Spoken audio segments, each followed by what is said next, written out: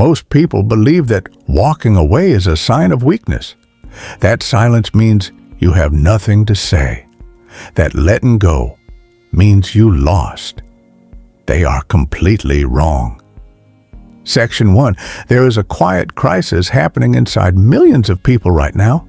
Not a crisis of circumstances, but a crisis of energy. A slow, invisible drain that most people never identify clearly enough to fix. You know the feeling. Someone disrespects you, and you spend 3 days replaying the conversation. Someone leaves your life, and you exhaust yourself trying to understand why.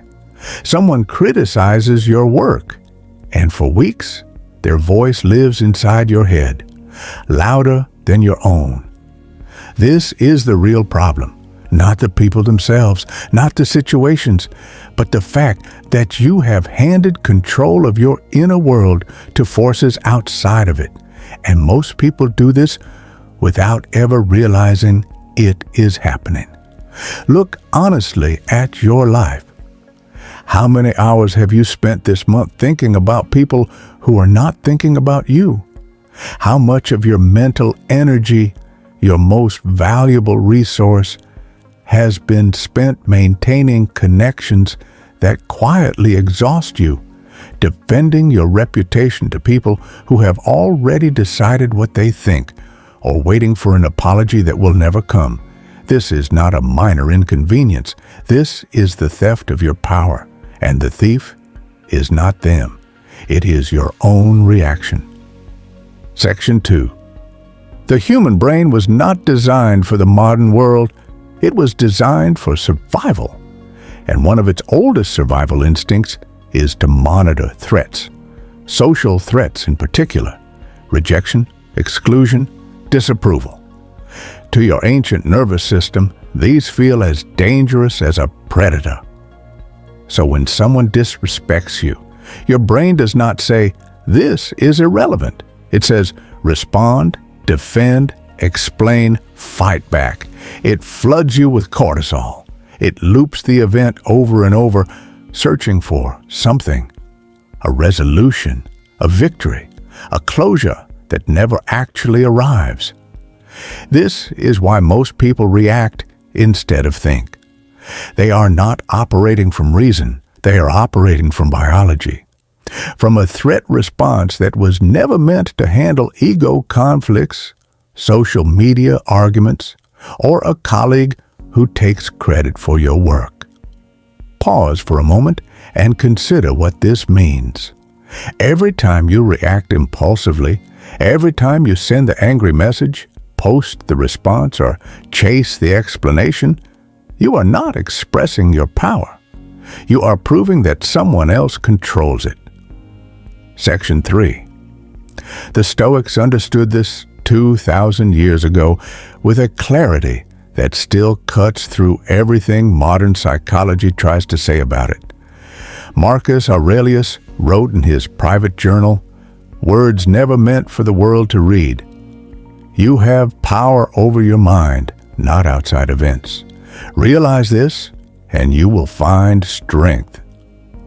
He was not speaking philosophically. He was speaking practically. He was the most powerful man in the Roman Empire, surrounded by betrayal, flattery, war, and constant pressure.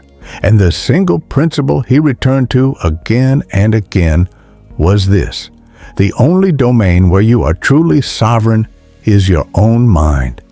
Epictetus, a man born into slavery, understood this even more viscerally. He taught that there are things within our control, our judgments, our intentions, our responses, and things outside our control, the opinions of others, their choices, the events of the world. He called this the dichotomy of control, and he argued that almost all human suffering comes from confusing the two, from treating what is outside you as though it lives inside you. Think about this. When someone betrays you, you cannot control what they did, but you have absolute authority over whether you carry it forward. Whether you allow their action to define your next 5 years, whether you give them a seat inside your mind, rent-free, indefinitely. Letting someone go in silence is not passive. It is one of the most disciplined acts a human being can perform. Section 4. But here is the psychological trap that almost no one talks about clearly enough. Most people confuse closure with resolution. They believe that if they can just explain themselves one more time, make the other person understand, or receive some kind of acknowledgement, then they can move on. So they stay, they argue, they wait, they revisit. Carl Jung called a version of this the shadow projection, the unconscious tendency to locate the cause of our inner disturbance in external figures. The person who wronged you becomes the reason you cannot be at peace, and so you remain psychologically tethered to them even after they have physically left your life. The bitter truth is this: closure is not something another person gives you. It is something you grant yourself. And the moment you understand that, genuinely understand it, not just repeat it, something in you shifts permanently. You stop waiting. You stop explaining. You stop performing grief or anger for an audience that is not watching. You simply turn and walk forward. Section 5. The mindset shift is not about becoming cold. It is about becoming precise. Precision means understanding the difference between what deserves your energy and what does not. It means recognizing that every moment you spend defending your worth to someone who has chosen not to see it is a moment stolen from building something they will eventually be unable to ignore. Seneca wrote, "Nusquam est qui ubique est." One who is everywhere is nowhere. He was writing about physical travel, but the principle applies perfectly to attention. When your focus is scattered across every person who has wronged you, every relationship that didn't work, every version of yourself you feel you need to justify, you are nowhere.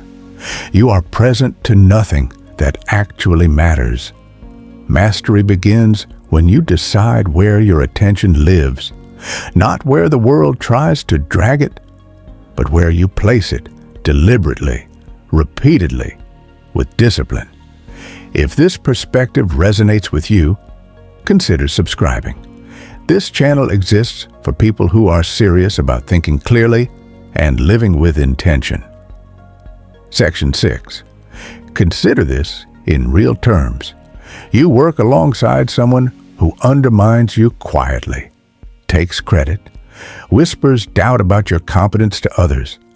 The common response is to fight back, to prove them wrong loudly, to spend your days managing the narrative. The rare response, the powerful one, is to become so undeniably excellent that the narrative manages itself. To let your silence be so full of movement that their noise becomes irrelevant. Or imagine a friendship that has slowly corroded. You have given more than you have received for years. You have explained your boundaries. You have been patient, and still, nothing changes. The ordinary response is to either explode or collapse, to make it dramatic, to seek the satisfying confrontation, but the dignified response is simpler and harder. You reduce your investment quietly, without announcement, without performance, not in bitterness, but in clarity. You do not hate them. You simply stop handing them pieces of yourself they were never using well. This is not coldness. This is self-respect with composure. Section 7. Aristotle spoke of eudaimonia, often translated as happiness, but more precisely, meaning flourishing, the full expression of your deepest capacities. He argued it was not a feeling, but a practice, not something that happened to you, but something you built. Through virtue, through disciplined choice, through the cultivation of character, and Socrates, facing his own execution with the same calm he brought to every philosophical conversation, demonstrated the ultimate version of this principle. His power was never in his position, his wealth, or the approval of Athens. It was entirely interior. And so when Athens tried to take everything from him, they discovered they could not take the one thing that made him who he was. Your real power works the same way. It cannot be taken from you by someone's opinion. It cannot be diminished by a betrayal. It cannot be defeated by rejection, unless you allow those things to locate themselves at the center of your identity. The ancient philosophers were not preaching passivity. They were describing a form of strength so deep that external events could not reach its foundation. Section 8. So here is the question worth sitting with honestly. Who are you currently giving your power to? Not in the obvious dramatic ways, but in the quiet, daily ones. Whose voice do you hear when you doubt yourself? Whose imagined reaction shapes your decisions before you have even made them?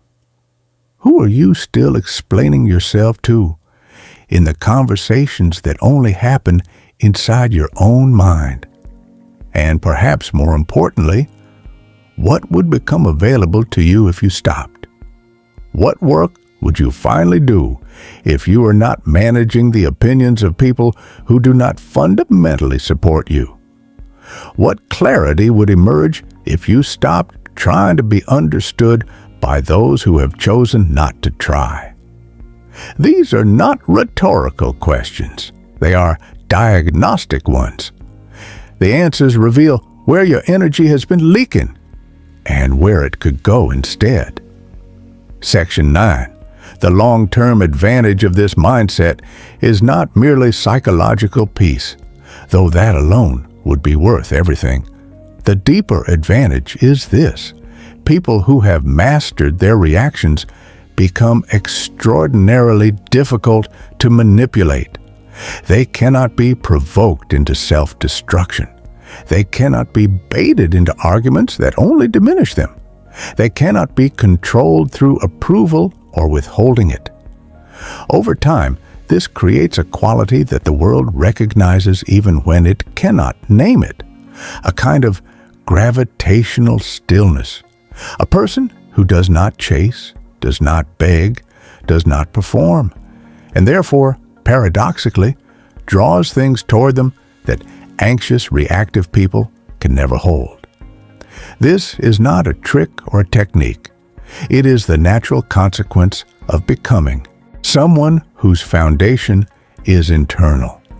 When you no longer need the external world to validate your worth, you stop making desperate decisions. You stop tolerating what you should have released long ago. You stop shrinking to fit spaces that were never built for you. Section 10. Walking away in silence is not the end of the story. It is the beginning of a different one. When you let go of what drains you, without announcement, without drama, without the need for the other person to understand your reasons, you are not admitting defeat.